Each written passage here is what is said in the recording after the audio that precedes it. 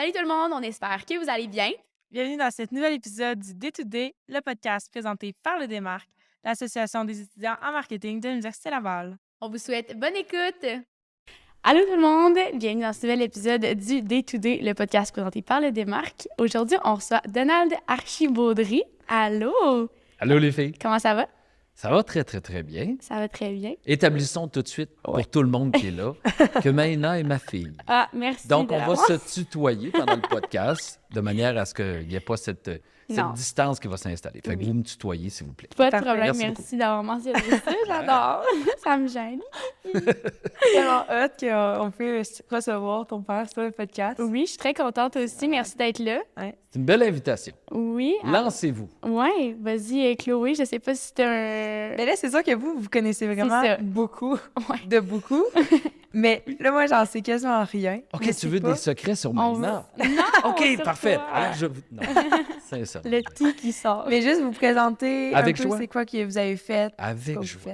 fait. D'emblée, vous dire que je suis diplômé en kinésiologie de Ok. l'Université Laval. J'ai une maîtrise qui n'est pas complétée en qualité musculaire et organique. Ah oui. J'ai beaucoup aimé étudier. Et j'ai un MBA, donc j'ai un Master in Business Administration en concentration, gestion des organisations, que j'ai complété. Je suis revenu, moi, à l'école. Je vous raconterai peut-être cet aspect-là de ma vie. Je suis un entrepreneur depuis toujours, donc j'ai commencé à avoir des entreprises très, très jeunes, 18-19 ans. Les Productions Archi, qui est ma boîte événementielle, existent depuis 1988. Oh my God! Je viens de réaliser le temps qui est passé. Et puis, donc, dans le domaine événementiel depuis toujours ou à peu près, j'ai toujours animé ou à peu près, été sur scène devant un micro, devant une caméra, depuis que je suis tout petit ou à peu près. Là, je pense que mon premier spectacle sur scène, je devais avoir 5 ans, quelque chose comme ça. Et à travers mes études, ben, ça m'a amené à faire de la radio, de la télévision, à être sur scène, comme je vous le mentionnais, à participer à tout ce qui se fait de grands événements, ouvrir le festival d'été, c'est plein devant 90 000 personnes, faire le Comédia. En fait, j'ai pas mal tout fait.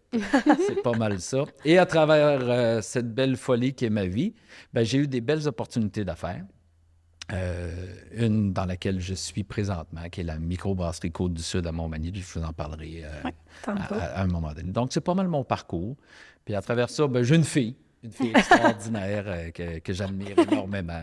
Ah, merci. Voilà. J'ai tout Merci, la compris. présentation, c'est tellement fou. Vraiment. Tout ce que vous avez fait, puis c'est tellement un parcours diversifié. Ah oui, Je vraiment. trouve. La polyvalence, c'est fondamental. Ouais. Exact. Et puis, la polyvalence, c'est important de développer sa polyvalence. Même si on a des talents très spécifiques dans des domaines, selon moi, qui nous sautent aux yeux. On a tous des qualités, des facilités dans plein de domaines. C'est ce que j'appelle nos talents naturels intrinsèques.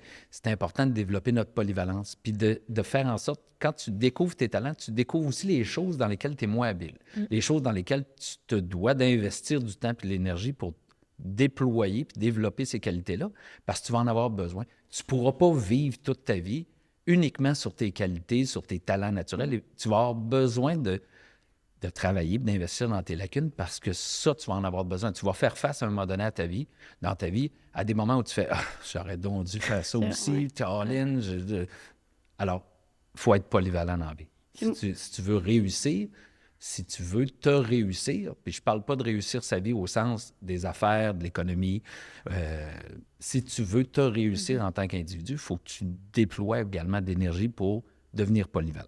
Moi, j'ai justement une question par rapport à ça. Oui, madame. Tu sais, à toutes les... Non, là, je te promets, je ne ferai pas ça. Non, mais dans le fond, justement, tu parles de te développer puis t'améliorer au quotidien. Est-ce que, en tant qu'étudiante que nous sommes, est-ce que tu aurais des conseils? Qu'est-ce qu'on peut faire au quotidien, justement, pour développer ces facettes-là de notre personnalité puis notre potentiel? Wow! Moi, ma philosophie de vie, c'est de vivre le moment présent. Il n'y a pas beaucoup de façons de réussir autrement qu'en étant dans le moment présent. Du moment que tu es capable de capturer le moment présent, d'y être à 100%, c'est là que tu vas te déployer au mieux. Parce que tu n'es pas dans ce qui vient d'arriver, tu n'es pas dans ce qui s'en vient, tu es dans le moment présent. La plus belle façon de vous réaliser en tant qu'étudiante et étudiant, tout le monde, c'est d'être dans le moment présent. ramenez-vous dans le moment présent, continuellement. Puis les petits trucs, c'est facile, là. Des fois, tu vagabondes, tu es dans ton cours, ton prof est en train de jaser, puis ton cerveau s'échappe à quelque part, puis tu perds le lien avec ce qui se passe. Prends 2, 3 grandes respirations, écoute ta respiration, puis ça va te ramener sur ton banc. Ça va te ramener là où tu es assis, puis tu vas retomber dans le moment présent, juste parce que tu as écouté ta respiration. Parce que notre esprit, pour tous ceux qui, comme moi, ont un esprit très fertile, moi, j'aime beaucoup éclater des idées puis être créatif.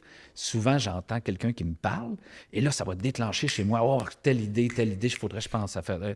Et je vais avoir tendance à décrocher, puis à m'en aller, puis à créer dans ma tête. Alors, je me ramène dans le moment présent pour capturer l'information, puis après ça, je vais utiliser ce que j'ai capturé pour déployer les idées que j'ai eues pendant ce moment-là. Fait que c'est mon petit conseil. Je trouve tellement que c'est un bon conseil, puis je t'écoutais parler, puis j'étais comme « My God », on dirait que je l'engagerais comme mentor. Puis là, on dirait que ça m'a demandé comme question, justement, est-ce qu'au cours de ton parcours, à un certain moment, tu t'es dit, tu as eu un mentor, pardon? Oui, j'en ai eu plusieurs, j'en ai encore. C'est ça. Et j'ai été mentor. OK. J'ai arrêté d'être mentor depuis peut-être 5-6 ans, mais j'ai été mentor pour Futurpreneur Canada. J'ai été mentor pour plusieurs entreprises à Québec que je salue, les gens qui se sentent interpellés, que j'ai appuyés dans leur déploiement, leur développement. Moi, j'ai eu des mentors. Et souvent, un mentor, ça n'a pas le titre de mentor. C'est vraiment la personne qui est mentorée qui donne le titre de mentor à quelqu'un. Moi, je pense d'emblée à M. Marcotte, Gilles Marcotte, que j'ai croisé dans ma vie. J'avais 19 ans. J'étais à la station de ski Stoneham. J'étais trop jeune pour faire tout ce que je faisais à ce moment-là. Et M. Marcotte était un chef de cabinet d'un grand cabinet comptable. C'est un homme d'une expérience extraordinaire. Et on s'est liés d'amitié. Et M. Marcotte m'a suivi pendant des années à titre d'ami, mais c'était un mentor. Je lui ai donné l'étiquette de mentor. Il n'a jamais demandé à être mon mentor. Mais Gilles m'a toujours dit, Donald, à ce moment-là, il m'appelait Donald, et Donald, si tu as besoin de quelque chose, appelle-moi. Et à des multiples fois, là, j'ai appelé. Puis à l'époque, on n'avait pas de cellulaire. Oui, je suis de cette époque-là. On n'avait pas de cellulaire, donc j'appelais directement à son bureau et on me communiquait directement, M. Marcotte. Même s'il était le haut dirigeant du cabinet comptable, il prenait mon appel. Puis il m'écoutait, puis il faisait juste m'écouter. Puis la question qui suivait, c'est « Et t'en penses quoi? » Puis il me faisait réfléchir. Puis c'est dans mon schéma décisionnel que là, il me dirigeait « Ah, pourquoi tu penses comme ça? T'as-tu évalué cette position-là? » Et Gilles m'a aidé à déployer, puis à développer un schéma décisionnel qui était cohérent. Ça a été mon mentor, mon premier grand mentor, vraiment. Puis j'en ai eu plusieurs, puis j'en ai encore beaucoup, là, des gens vers qui je me tourne pour avoir des conversations très ouvertes. Un mentor, c'est quoi? C'est quelqu'un à qui tu peux tout dire, dans l'humilité. Tu ne te mets pas de limites. Tu poses des vraies questions qui t'interpellent, en mettant de côté toute ta fierté, puis en mettant de côté je suis le patron, puis je devrais pas donner cette impression-là. Non, tu poses des vraies questions. C'est ça, un mentor. Puis le mentor ne te donne jamais de réponse. Le mentor te fait juste te remettre en question, te poser des questions pour, en fait, te faire évoluer dans ta pensée, te rassurer toi-même. Alors oui, des beaux mentors, j'en ai plusieurs. Je pense que ça revient aussi en même temps au concept de être dans le moment. Oui. Tu sais, en posant la question, des fois, on se projette des idées, des trucs, puis là, notre tête devient trop pleine d'idées. Puis justement, en posant les bonnes questions, c'est quoi je devrais faire? Puis lui, il te repose la question, t'es comme, OK, là, je suis là. Oui, c'est ça que je devrais faire. Fait que je pense Totalement. tout fit ensemble. Là, oui. Jusqu'à maintenant, on est très cohérents. Oui, c'est ça. Il y a la cohérence ici, vraiment. Est là. Oui. Good. Puis aussi, en tout cas, si je peux parler de ton parcours tantôt, tu as mentionné radio, télévision, tout ça. Moi, souvent, quand on parle de toi, c'est beaucoup pour les dernières années, puis à quel point tu as été dans la sphère publique avec justement la radio, tout ça. Oui. Je sais pas si tu peux nous parler de cet aspect-là un petit peu. Je sais que moi, je suis au courant, mais Claude, tu avais peut-être des questions par rapport à comment ça se passe en radio, comment ça se passe en plateau, tout ça. En fait, la radio actuellement, pour moi, on est dans une transition. Tous les réseaux sociaux, la multitude d'informations à laquelle les gens ont accès, la radio est devenue purement un outil de divertissement. Tu veux être diverti parce que tu vas trouver ta musique où tu veux. Ouais. Maintenant, tu vas choisir toi-même ta musique. Alors, on est loin de l'époque où quelqu'un n'avait que la radio pour source de divertissement musical. Ouais. Donc, ce mandat-là à la radio, il ne l'a plus. La radio n'a plus le mandat d'être l'unique source de divertissement musical. Il faut que la radio devienne un attachement. Ouais. De là, la présence d'un animateur ou une animatrice qui va avoir la capacité d'établir un contact. Puis on s'entend que c'est très difficile à faire. Tu es tout seul dans un environnement très stérile. Ouais. Tu parles dans un micro. Tu t'imagines les gens à qui tu parles. Moi, je vous le dis, là, parce que j'ai l'expérience de la scène et d'avoir vu c'est quoi des milliers de personnes devant moi, quand je recevais mes chiffres lors des sondages, puis qu'on me disait, ben Arch, tu es écouté par X milliers de personnes au quart d'heure, je suis capable de dire, ah, c'est ça. Tu sais, 60 000 personnes, ça a l'air de ça devant moi. Parce que j'ai l'expérience, en étant sur scène, de l'avoir vu. Je le sais c'est quoi. D'avoir joué au Centre Vidéotron, d'être monté sur scène, puis de savoir c'est quoi 20 000 personnes. Tu dis, ah, 20 000 personnes, ça prend cet espace-là dans la vie. Ouais. Donc, ça te permet de consolider à qui tu parles. Mais c'est très difficile d'être dans un studio puis de jaser de façon cohérente avec du monde qui ne sont pas là. Oui, puis surtout que, ben excuse-moi, je Vas-y, t'interromps, vas-y. là, mais c'est surtout, je pense que ça a été, ben justement, tu viens de le dire, quand même difficile parce que tu avais une émission dans laquelle tu étais seule. C'est peut-être justement mettre en contexte le fait que tu n'avais pas un talk show, tu n'avais pas des co-animateurs. Toi, tu as Exact, été exact. pendant Ouais, 8 oui, heures de oui, temps. oui, oui, Tu sais, oui, c'est oui. ça, là aussi. C'est un modèle. Mentionner. Oui, c'est un modèle. Pour ceux qui ne le savent pas, puis je vais vous l'expliquer. Le monde d'Archie, c'était 8 heures de radio en direct, seul, Ouais. basé sur une liste musicale. Tu es contrainte de jouer une liste musicale parce que le format de la radio, les patrons de la radio te donnent un format musical. Tu es obligé de rester dans ça. Et ça reposait sur une relation amicale entre moi et des milliers d'auditeurs. Et la seule façon pour moi, la seule certitude que j'avais le matin en me levant, c'est ils vont m'appeler. Ouais. Les gens vont m'appeler. On s'entend que mon show de radio n'existe pas si je n'ai pas d'appel de mes auditeurs. Parce que... Et les auditeurs appelaient Archie juste pour jaser. Là. Ouais. Il n'y a pas de raison, il n'y a pas de cadeau nécessairement, il n'y a pas de raison. Ils faisaient juste m'appeler pour me dire « Hey Arch, t'as dit ça tantôt ou t'as fait jouer telle chanson tantôt. Puis nous, on est sur la route, on est en direction pour aller rejoindre telle personne. Ça nous a égayé, ça nous a mis un sourire d'en face. Merci pour la belle journée. » Vraiment. C'est une relation amicale pure de base. Il n'y a pas de gain pour personne dans ça, sauf le plaisir de dire on a échangé. Ouais. Fait que c'est une émission de radio qui était exigeante pour ça, mais quel bonheur de l'avoir faite. Eh oui, puis tu étais un des seuls à justement prendre ces appels-là. Tu sais, en tout cas, moi, des fois, j'ouvre la radio puis je trouve ça tellement rare que tu sais, les gens font diffuser les auditeurs qui les appellent. Puis je trouve que c'est ça qui faisait que tu avais une touche personnelle puis que c'était Oui. le fun d'écouter le monde d'Archie, c'est que les auditeurs, ils avaient leur moment en ligne avec toi aussi. Oui, Puis, tout à fait. tu sais, ça pouvait être Nathalie, puis on l'entendait, puis elle avait son time to shine durant Ouais. ton émission. Puis ça, Ouais. je trouvais ça tellement beau Tout que le tu temps. amènes cette relation-là, Ouais. que peut-être pas ailleurs aussi. Vraiment.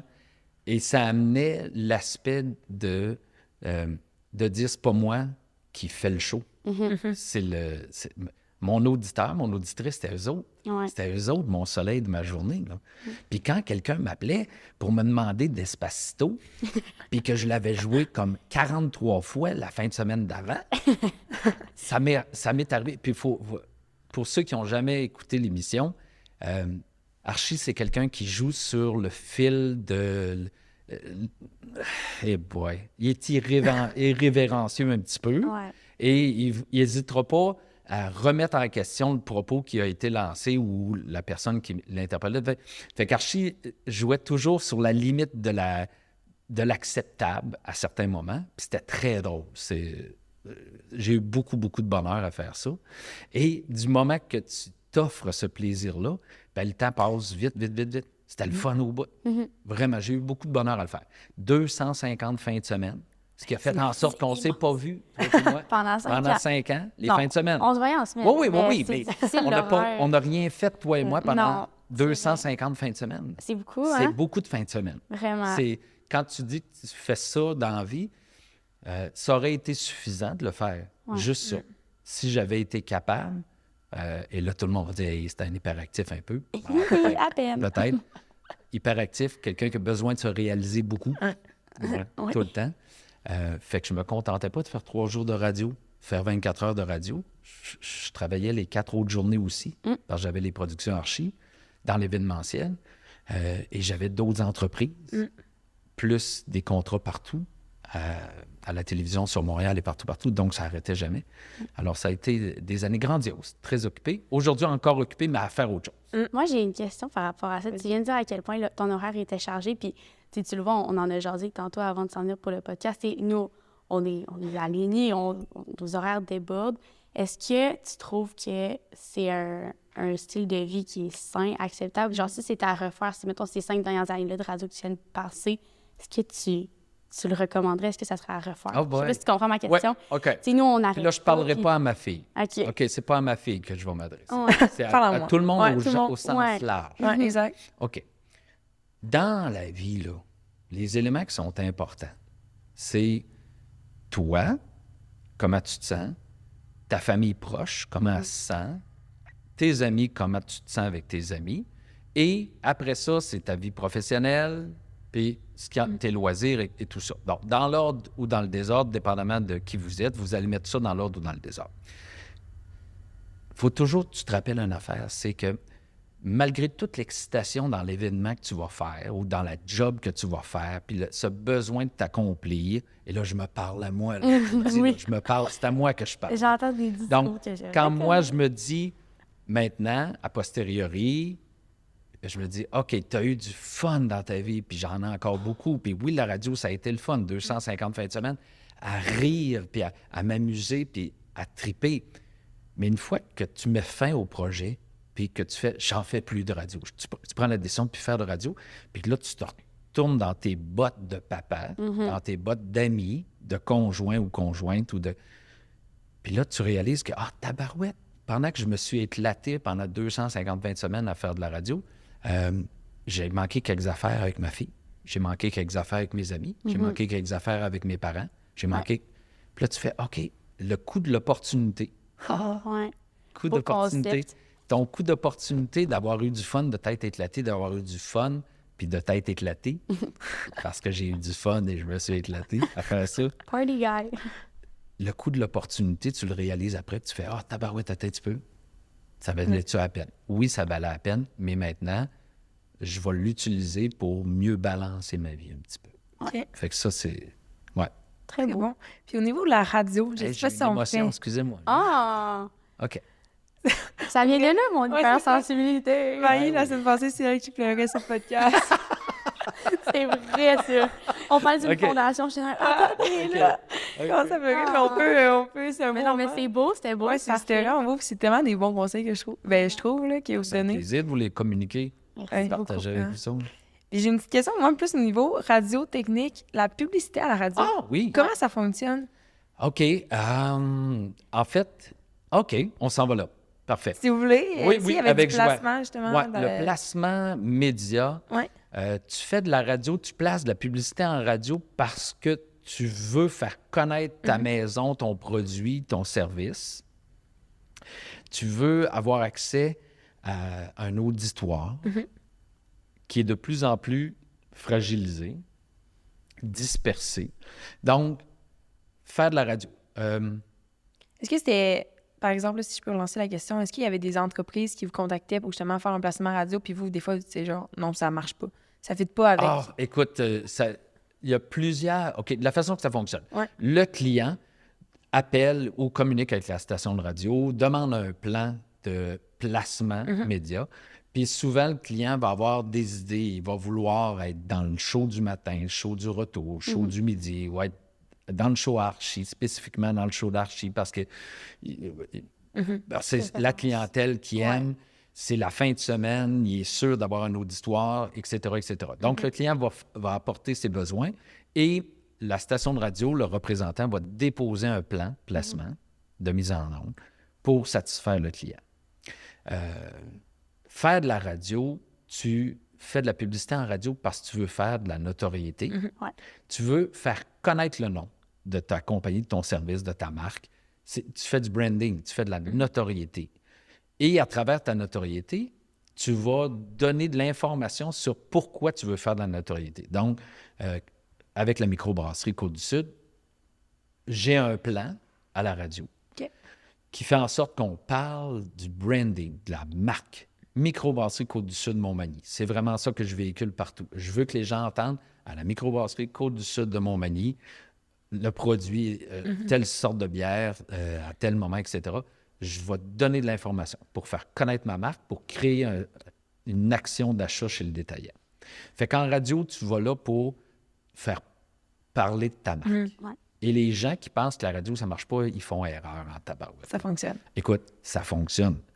La radio, les gens qui t'écoutent, ils aiment l'animateur. Donc, les gens qui plaçaient de la publicité dans le monde d'Archie, ils savent que les auditeurs aiment Archie, le monde d'Archie. Donc, en positionnant leur publicité dans mon show, ils savaient que les gens allaient entendre et surtout allaient dire, ben là, tu sais, Exact. s'ils sont assez, ils aiment assez Archie pour acheter la publicité dans leur show, on va l'encourager. Fait que, il y a toute cette triangulation-là de l'affection que tu mets de l'avant pour amener le comportement d'achat. Fait que ça marche, la radio. OK. Ça marche vraiment fort. Est-ce que vous aviez votre décision justement à prendre concernant les publicités ou comme vous avez mentionné, c'est vraiment la station? La station décide et OK. là, la station te dit, tel client voudrait que tu sois le porte-parole. OK. Fait que la démarche à faire, c'est de te renseigner sur la compagnie, de valider s'il n'y a pas eu dans le passé des problématiques au niveau judiciaire, etc., etc. Tu ne veux pas t'associer à un branding qui va te briser. Alors, tu fais tes recherches, tu vas rencontrer les patrons, tu vas aller visiter l'entreprise, tu vas aller te familiariser avec ce qu'ils font, tu vas aller essayer de trouver les aspects de ce qu'ils font différemment pour pouvoir en parler correctement en nombre. OK. Quand je suis devenu le porte-parole de la distillerie des Appalaches pour le Gin Kepler, bien, je me suis déplacé chez eux, je suis allé les rencontrer, je suis allé voir les installations, ils m'ont parlé de leur passion du gin, ils m'ont fait triper, on s'est mis à faire des capsules, Ouais. Maïna y a participé Oui, d'ailleurs, je me dans souviens. la cour arrière de la maison à Sillery, on s'est fait un bar, puis on a fait Ouais. des capsules vidéo pour mettre l'avant leurs produits, c'était cool, c'était le fun. Malade. Fait que, oui, tu as un mot à dire, mais il y a des fois que tu n'as pas le choix. là. OK. Le client a investi une campagne de X dizaines de milliers de dollars. Ils t'ont choisi comme porte-parole. Ouais. Tu fais, OK, on va le faire. Puis est-ce que ça arrive justement qu'ils te donnent le script, puis ils sont genre, OK, lis ça, puis comme va l'enregistrer, puis comment ça fonctionne. C'est pas mal tout le jour comme ça. C'est toujours ça. OK? Oui, oui, T'as oui. pas nécessairement Les ton textes sont association. montés par des gens qui Bon. sont spécialisés dans ça. C'est soit l'agence, soit directement la station de radio. OK. Ils composent le message. Le message est transmis à la productrice. Dans mon cas, c'était Andréane, ma productrice. Alors, moi, je savais qu'en arrivant le matin, j'avais une série de messages enregistrés. Andréane était là. Puis là, elle me donnait les textes. Et je rendais les textes comme Mais oui. je pensais qu'il fallait que ça soit rendu. Je me souviens d'être déjà venue à la station de radio, je pense qu'on était en voiture, t'étais comme, ah, faut que j'aille enregistrer justement un stunt ou whatever. Hey, tu faisais ça en 2 minutes et quart, hein? Hey, Ouais, tu moi, je go, fais. là, Oui, genre, oui, oui. blablabla. Mais genre, tu le disais avec entrain, c'était malade, mais genre, je me souviens d'être rentrée 2 minutes et bon, c'est fait. Oui, oui, c'est ça. Moi, C'est shake. je fais pas mal dans le métier, puis les garçons qui sont là connaissent les termes. Moi, j'étais un one take. Ouais, one take, Moi, one take guy. je suis reconnu comme archi de one take. là, Ouais. tu sais. Je fais pas 20 prises, c'est Non. ça. Ouais, Puis c'était... si ça satisfait pas le client, ben je vais retravailler, mais Ouais. c'est pas mal ça. là. Est-ce que ça a toujours été comme ça? Tout le temps. Ou c'est avec l'expérience? Non, tout le temps. OK. Tout le temps, tout le temps, tout le temps. Mm-hmm. Toujours eu l'insécurité dans ma tête de dire, tu sais, tantôt, avant qu'on rentre en onde, tu as dit, je suis correct. Ouais. Ben moi, j'ai pas eu cette insécurité de dire, je suis correct. Je sais que je le suis jamais. Fait que c'est correct, ça, c'est établi. Mais moi, au début de ma carrière, quand j'allais les premières fois faire de l'enregistrement en studio, j'avais cette préoccupation-là. Même pendant que j'étais en train de le faire, je me disais, je suis correct en le faisant. Puis, à un moment donné, il y a eu un déclencheur. J'ai arrêté de me mettre en question et je l'ai fait. Au lieu de me dire, c'est correct comment je le fais, c'est devenu, je le fais. C'est ça. Ouais. Et du moment que tu le fais, là, c'est ton naturel qui sort, tu te poses plus de questions. Puis c'est ça, le produit est là. Les gens l'accueillent ou ne l'accueillent pas, mais dans mon cas, moi, ils étaient privilégiés, ils l'ont accueilli. Nice. Cool. Moi, j'ai une question qui me trotte à la tête depuis tantôt. Yeah.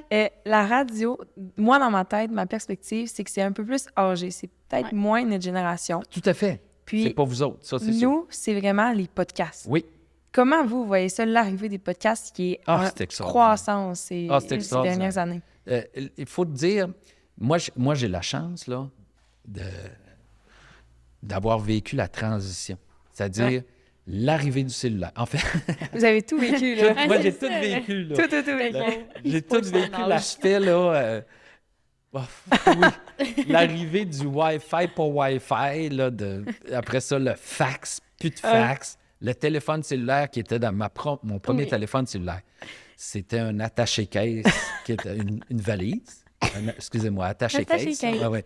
Alors, une valise comme ça. Alors, c'était comme ça, avec une poignée et une grande antenne immense. Et le téléphone s'accrochait sur le côté. Et on m'avait donné ça parce que je faisais une tournée de spectacle et à un moment donné, sur la tournée de spectacle, j'étais sur des bateaux de croisière sur le fleuve Saint-Laurent entre Toronto et Tadoussac et on voulait pouvoir me rejoindre en tout temps pour faire des interventions. Et c'était cette valise-là. Donc, j'avais mon sac à dos, ma valise à roulettes et cette grosse valise-là avec l'antenne L'esprit, c'est bon. que je traînais. Et là, ça sonnait. Et c'était, tout le monde était surpris parce que la seule sonnerie que tu entendais à ce moment-là, c'était chez vous, dans la maison, le téléphone traditionnel. Et là, moi, je traînais une valise qui sonnait. C'était capoté, là. Avec l'antenne. C'était vraiment... Alors, j'ai vécu tout ça. Donc, l'arrivée du podcast, ce qui est le fun, c'est que ça démocratise la télévision, ça démocratise la radio et ça démocratise la capacité d'être et de savoir transmettre de l'information aux gens. Vraiment. Dans la vie, là, fondamentalement, tu es soit l'émetteur, soit le récepteur, ou tu es le passager. Soyez jamais le passager. Facile. La parade, là, c'est le fun d'être dedans. Tu n'es pas le spectateur. Restez pas sur le côté de la rue toute votre vie. Là. Ça ne marche pas. Puis là, ce que je vous dis là, c'est pas moi qui l'ai inventé. C'est un homme pour lequel j'ai eu beaucoup de respect dans les années 70, qui était un motivateur, M. Chaput, qui disait « saute dans la parade ». Puis c'est vraiment ça, la vie. Là. La vie, ta vie, c'est dans le milieu de la rue. C'est toi le char allégorique. La scène est là, elle est dans la rue. Tu n'es pas sur le côté de la rue toute ta vie, sur le trottoir à regarder les autres passer. Là. Non, fais ta vie. Arrange-toi pour que ça marche. Alors, tu es soit l'émetteur, soit le récepteur. De temps en temps, le spectateur, ça permet de capturer de l'information, d'évoluer, de te repositionner, puis après ça, tu ressautes dans la rue. Tu ne restes pas sur le trottoir longtemps. Donc, le podcast, ce qui est le fun, c'est que ça te permet de faire ce qu'on fait là. Exact. Il n'y a plus de structure, il n'y a plus de cadre d'opération rigide, donc tu peux aller partout. Tu veux, Tu sais, moi, on aurait tenté de faire la même chose, de faire quelque chose, on va appeler ça intergénérationnel. C'est poli comme terme. C'est impossible à faire. À mon époque, on ne peut pas faire ça, il n'y a pas de moyens. Parce que tout est très cadré. La télévision est très cadrée, la radio est très cadrée. Le podcast, c'est extraordinaire. Il faut mettre de l'avant toutes ces belles façons de communiquer-là. Puis de leur donner de l'essence. Là. Oh, c'est pas bon comme mon tête, de l'essence. Donner de l'énergie. Tu sais, faut continuer à pousser ça. Puis il faut surtout les écouter. Oui. Puis il faut surtout le dire au monde que vous avez écouté le podcast, vous avez trouvé ça extraordinaire pour donner de la vélocité. Coup de pub, c'est important. Oui, c'est à toi que je parle. OK, c'est ça. C'est bon. Mais est-ce que vous avez... Comment vous voyez le futur de la radio? Est-ce que vous pensez que, justement, il y a un moment que les podcasts ou ce type de contenu va prendre la place de la radio? Oui. Malheureusement. Ben, je dis malheureusement. Non, c'est comme dans toute évolution. Il y a des choses qui deviennent obsolètes. La radio va devenir obsolète, comme les journaux sont devenus obsolètes. Le journal papier.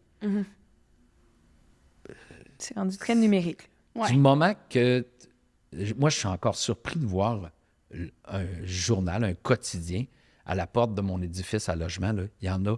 On a peut-être 500 condos, là où je vis. Il y a un journal qui est déposé à la porte du condo par matin. Il y a encore une seule personne qui lit le journal papier.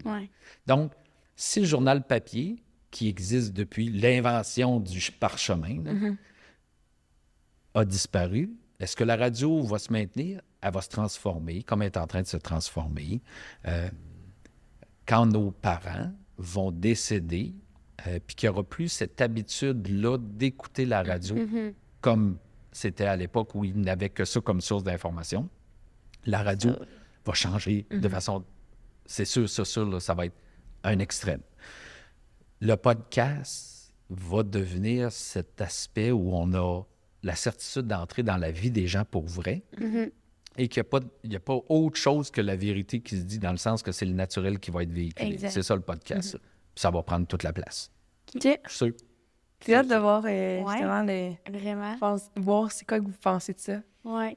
Puis tu viens de parler justement des journaux. Oui. Est-ce que tu as eu à avoir... Ben, ouais, on recommence. On oui, recommence, non? oui. Non, non. Prise 2.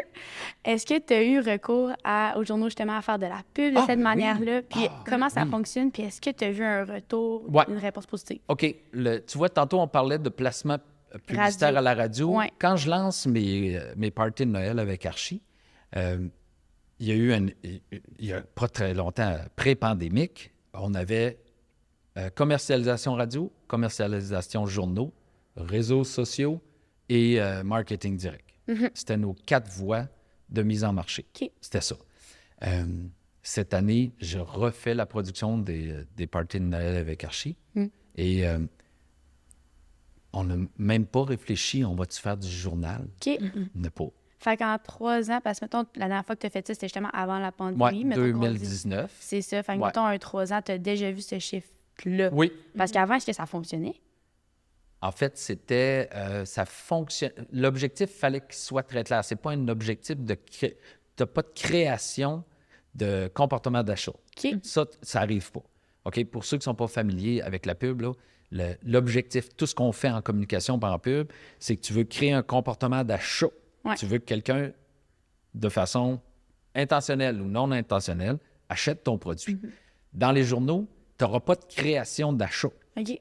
Il n'y a personne qui va regarder une pub dans un journal puis qui va faire « Oh, j'appelle là! Ouais. Tu sais, oui, probablement pour des choses très spécifiques. Ton abri d'auto est fini, il faut que tu le changes. Tu vois une pub d'abri d'auto, tu vas je vais appeler là. Ça se peut. Ben oui. Mais de faire de la notoriété, encore une fois, c'est le fondement en toute publicité. Tu veux faire parler de ta marque de commerce. Donc, le journal, du moment que tu fais une pub dans le journal, Ouais. c'est pour faire connaître la marque de commerce. OK. Essentiellement ça. Puis, comme en radio d'ailleurs, là, les gens qui pensent que faire de la pub, ça marche pas, ça marche. Mais il faut que tu sois conscient que tu n'investis pas 1000 $. C'était ça ma prochaine T'sais, question. C'était par rapport au coût. Ben Autant oui. la radio, puis mettons, pour avoir ta page dans le journal, ça, Ouais. je sais pas si tu es à l'aise d'en parler. puis Oui, oui, montrer tout à fait. Ça ressemble à quoi?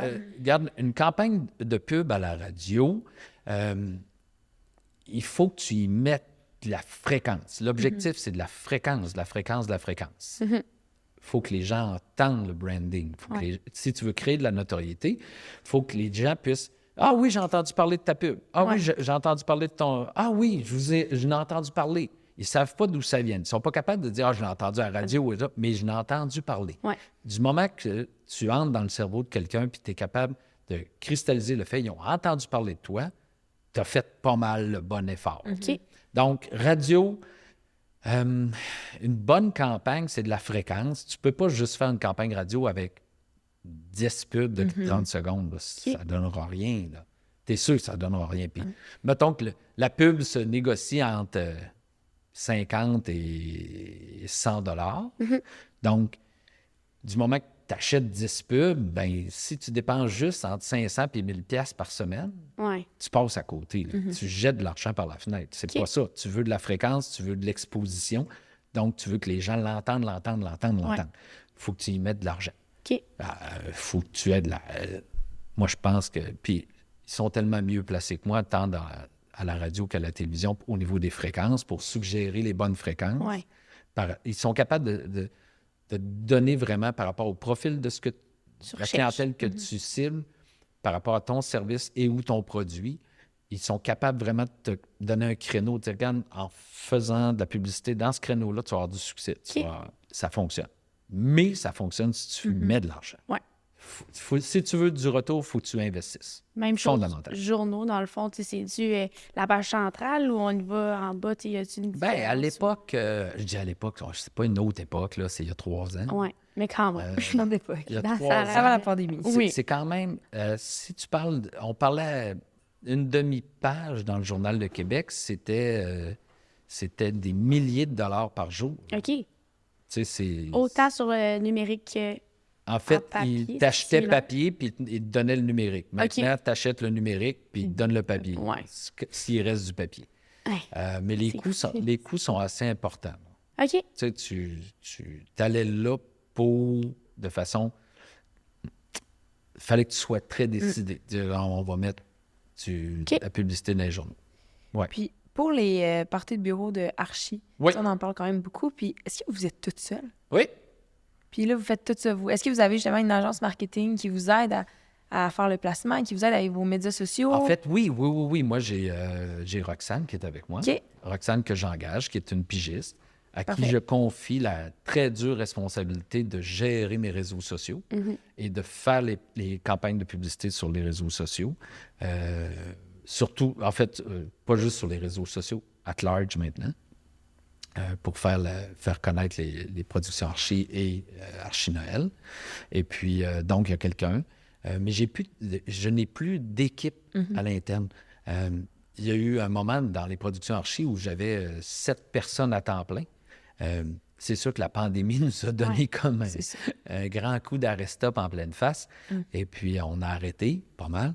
Et il y a beaucoup de gens qui ont quitté l'industrie événementielle, qui sont allés ailleurs et qui ne reviendront pas dans l'événementiel. Donc, je suis obligé maintenant, et je m'oblige maintenant à développer des nouvelles façons de faire, d'automatiser des choses pour répondre aussi rapidement que possible aux clients, pour pouvoir faire en sorte que le client n'attende pas sa soumission, sa proposition, son contrat, et que tout ça se fasse vite. Ouais. Fait que oui, je suis tout seul présentement pour faire ça. Puis tu parles de la pandémie, c'est peut-être une question un peu personnelle, puis ça t'a vraiment à l'aise, mais comment toi, ça t'a fait sentir de voir justement, tu sais, faire de l'événementiel, c'était ton gagne-pain, mais c'était aussi une passion. Oui. Comment t'as pris ça, que ça disparaisse, puis que ça soit mis sur stop aussi drastiquement?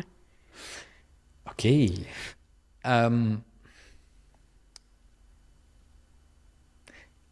Le choc, je vais juste exprimer le choc. Moi, le 17 mars 2020, mon agenda ne peut pas être plus complet qu'il est là. Je fais à ce moment-là probablement 14 des 20 plus grands galas à Québec que je produis, que je fais la mise en scène et où j'écris le contenu et où j'interviens comme animateur, etc., etc. À travers ça, j'ai toutes mes productions. Donc, je suis très occupé. Ce jour-là, dans les heures qui ont suivi, tout ça s'effondre parce que tu ne fais que recevoir des annulations. Et après une semaine, tout est fini. Il n'y a plus rien. Là. Tu ne peux plus rien faire. Moi, j'étais très privilégié. J'avais la radio. Ouais. Donc, mon agenda s'est libéré de façon assez exceptionnelle pour faire que de la radio à ce moment-là. J'avais la radio vers laquelle me retourner pour dire « Ah, j'ai encore un gagne-pain » parce que, considérez-le comme vous le voulez, moi, la pandémie, ça a mis fin à mon industrie. Mon industrie est tombée dans l'oubli le plus complet. L'industrie du divertissement et l'événementiel, ce sont 2 industries qui ont reçu aucun soutien, aucune aide d'aucun palier gouvernemental. Zéro, parce qu'on travaille avec des pigistes, avec des contractuels. Tous ceux qui ont eu des appuis financiers, de l'aide au salaire et tout ça, ça le dit, c'est des aides au salaire. Nous, on n'a pas de salariés. On n'a personne sur notre payroll. Nous, c'est que des pigistes. Moi, j'engage les meilleurs. Ouais. Quand je fais un contrat pour le client X qui me demande de faire le 50e anniversaire de son entreprise, son association, sa corporation, j'engage les meilleurs pour réaliser et livrer le projet que je viens de créer pour ce client-là. Ouais. Je ne pourrais pas garder le meilleur acousticien, le meilleur vidéaste, le meilleur caméraman à l'année. Ce serait impossible au niveau des salaires. Donc, tu engages les meilleurs. C'est une industrie basée sur le contractuel, les mandats spécifiques. Et on est tombé dans l'oubli. Alors, tous ceux qui gagnaient leur vie, j'ai un ami là, qui a été un des meilleurs caméramans que j'ai rencontrés ici à Québec, qui, lui, a été obligé de s'acheter un camion, puis il a fait de la livraison. Hey, ça me touche, là, ça va être à mon tour Tu d'être sais, émotif. il a fait de la... Ouais. Pour gagner sa vie, pour nourrir sa famille, là, il a fait de la livraison. C'est Alors, livrer des colis pour ces grands internationaux, là, pour gagner sa vie. On est tombé dans l'oubli. Donc,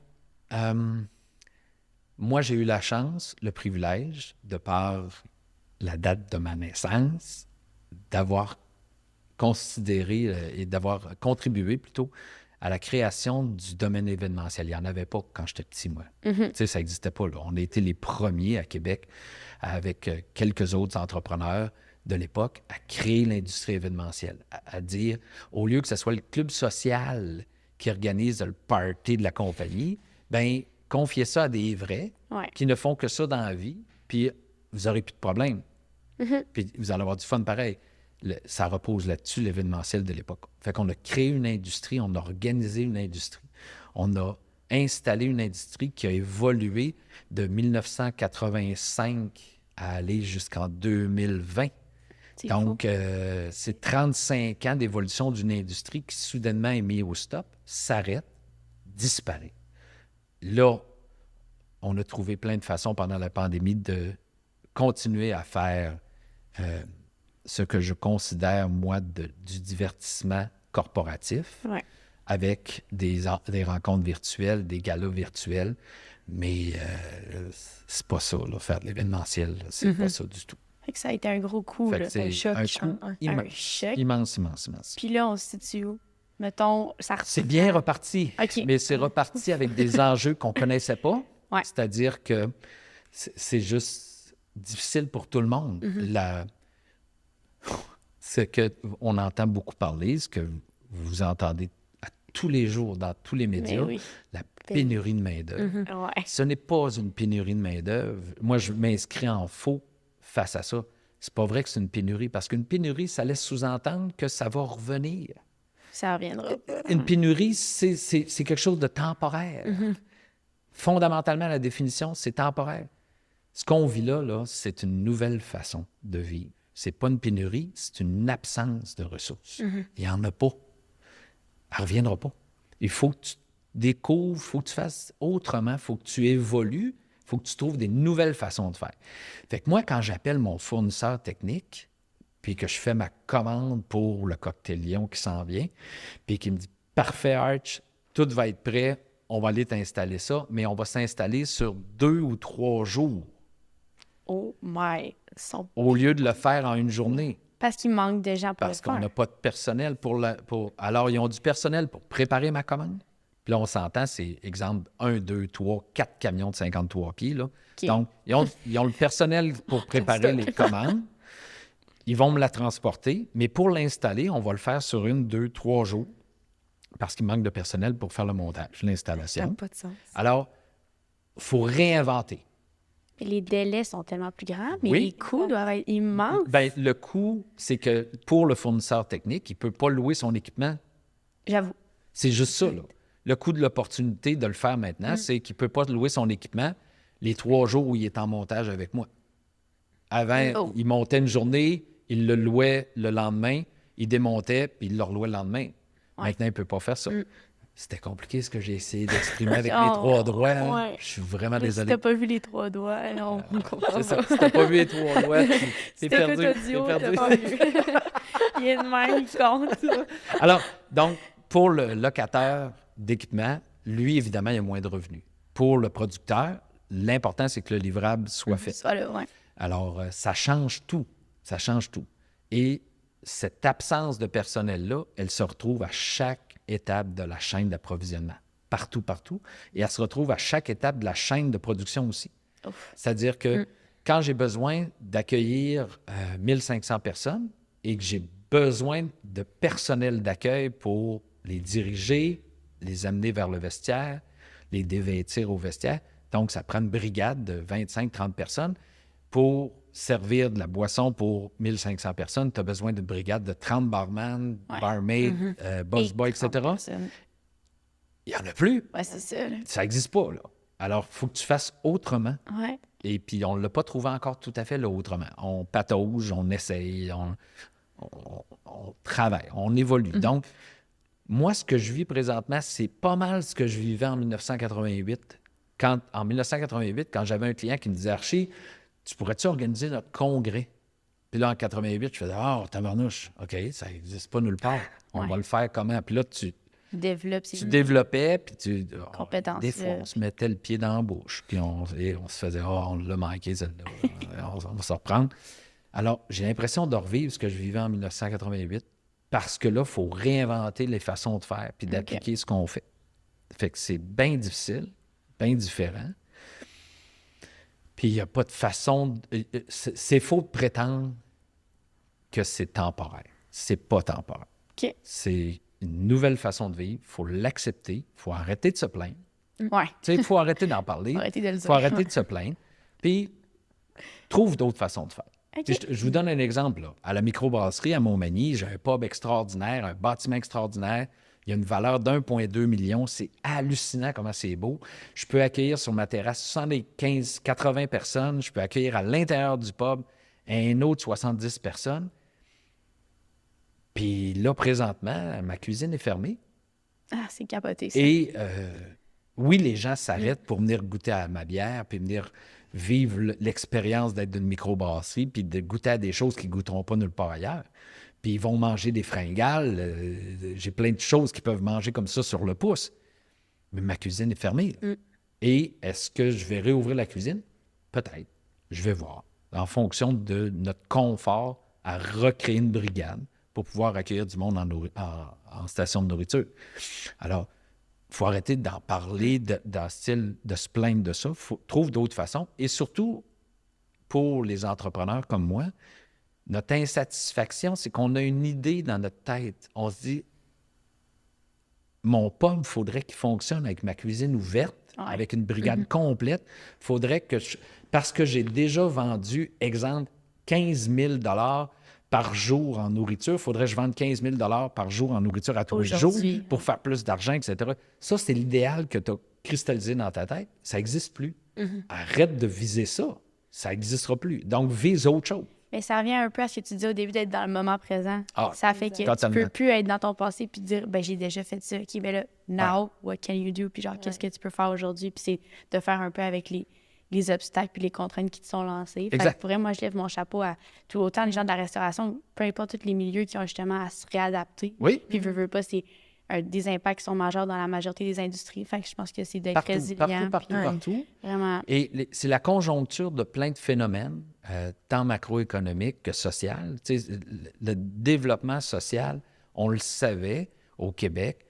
Les prédictions nous l'indiquaient depuis les années 80, que la pyramide des âges allait devenir conflictuelle à un moment donné. C'est-à-dire que tu peux pas ne pas faire d'enfants. Excusez-moi, là, je viens de parler de le terme « faire des enfants ». Excusez.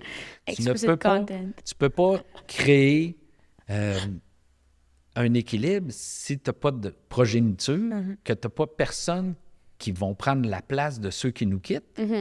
Et on a eu les baby boomers au Québec, vous en avez entendu parler ad nauseam de ça. Les autres étaient hyper nombreux, ils étaient au début de tout. Et là, ils sont tous partis à la retraite. Et puis là, on ne peut pas combler les postes de ces gens-là. C'était prévu. Tout le monde nous le disait. Les actuaires nous le disaient. Tout le monde nous le disait là, que ça allait arriver. C'est arrivé. Ils ne se sont pas trompés.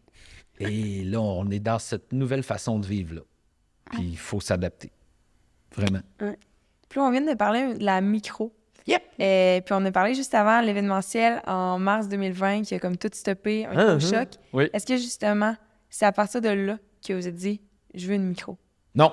OK. Comment c'est arrivé la micro dans tous les projets? Même moi, je sais pas tant ce processus. L'univers a horreur du vide. Vous avez déjà entendu ça? Oui. L'univers a horreur du vide. Dans ma vie, c'est pas mal ça. OK.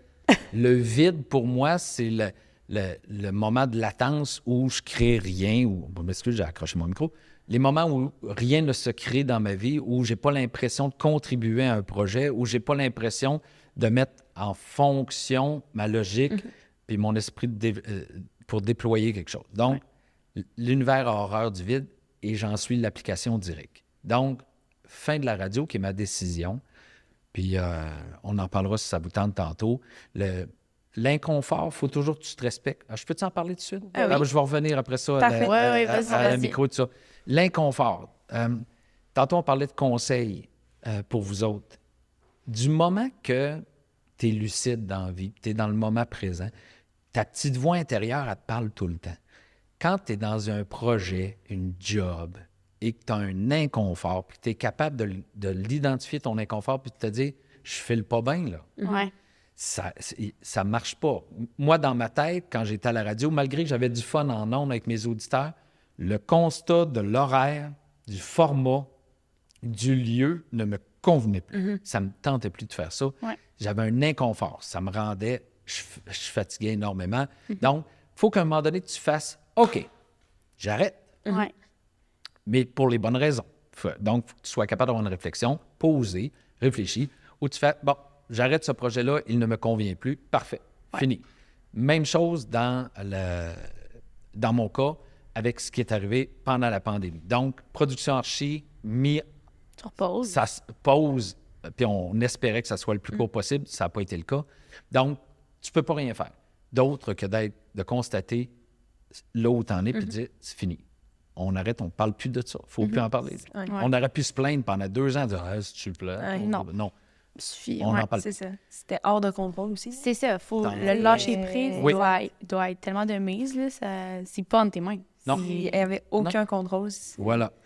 Et la radio, j'étais au début d'un contrat garanti, là. Il me restait 3 ans de contrat garanti, salaire garanti, avec mes gros bonus, puis parce que le succès de l'émission et tout ça.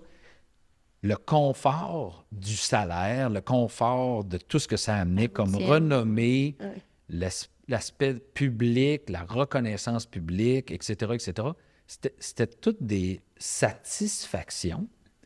Puis pour ceux qui vont l'étudier en management, là, vous allez comprendre très bien que dans votre tableau des satisfactions et insatisfactions, il n'y a aucune satisfaction que tu peux apporter à toi-même ou à tes employés ou à ton équipe qui va éliminer les insatisfactions. Il faut que tu adresses les insatisfactions pour ce qu'elles sont. Il faut que tu sois capable de l'identifier, il faut que tu sois capable de dire « ça, je suis insatisfait pour telle raison. Je suis capable de changer l'élément qui me rend insatisfait, oui ou non? Si oui, parfait, elle va s'éliminer. Elle ne deviendra pas une satisfaction. Elle Mais va elle juste va être s'éliminer. Ouais. Ouais. Si tu n'es pas capable de l'éliminer, elle va devenir de plus en plus pesante. Puis à un moment donné, c'est cette insatisfaction-là qui va te faire dire « j'arrête Ouais. ». Moi, ça a été ça. Voilà. Donc, pandémie, fin des productions archi, l'ensemble des insatisfactions radio qui me font dire, même si je suis confortable avec toutes les satisfactions que j'ai, Ça vaut j'arrête. plus, ouais. C'est ça. Je vais arrêter. Et là, mon idée, c'était drôle comme idée.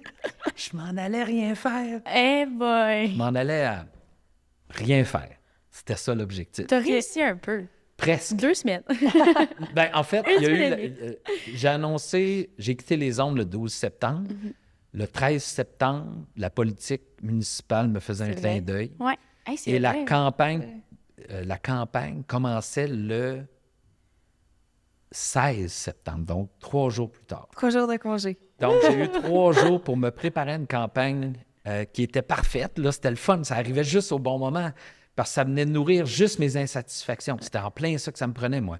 J'étais insatisfait de ne plus avoir de contact humain à cause de la pandémie. Puis pendant 2 ans, avoir été le feu d'artifice qui a illuminé la vie de tout le monde, Ouais.